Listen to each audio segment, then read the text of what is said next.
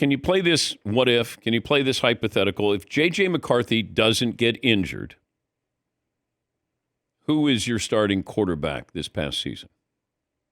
Well, I would say this, Dan. We had just seen JJ, play in his first preseason game. There was a lot of positive things on that tape that left us as a coaching staff saying, we absolutely need to see this thing through to the end of training camp. But at the same time, everybody, and rightly so, everybody was talking about JJ as the first round pick and exciting young player we're fired up to have in our organization. Sam Darnold was having a really good camp.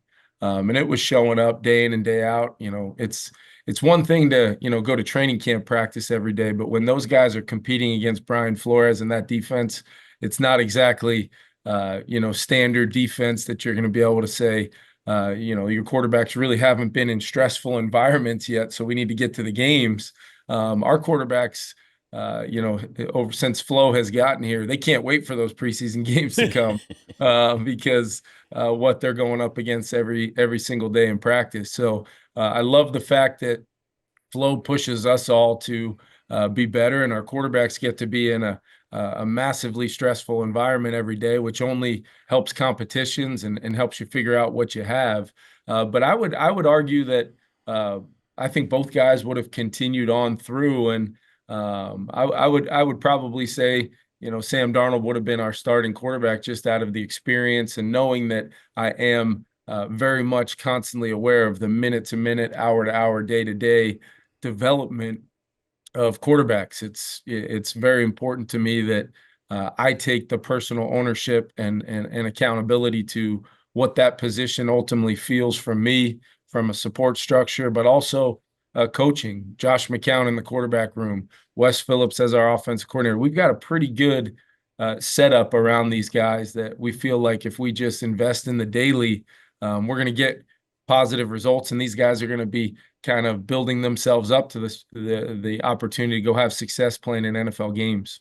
When do you make your decision, or the team makes its decision on Sam Darnold?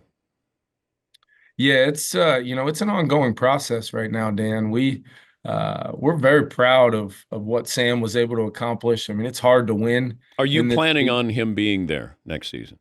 Yeah, that's if you would have let me finish. I'm sorry. I just, No, I'm just kidding. yeah. But the idea is this: we're evaluating, how we're going to move forward and put the best possible team together in 2025 and beyond. We know we're excited about JJ McCarthy. He confirmed a lot of the things in a very short amount of time that we had hoped to see from him before, unfortunately, getting hurt.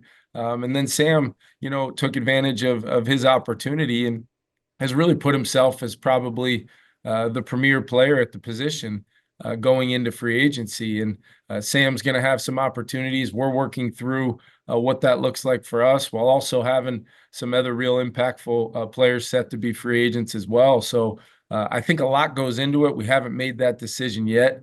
I talked to really all three, both JJ's here every day. But I talked to Sam yesterday for a long time, talked to Daniel Jones for a long time. I just want those guys to know that there's an element in this where our relationship matters.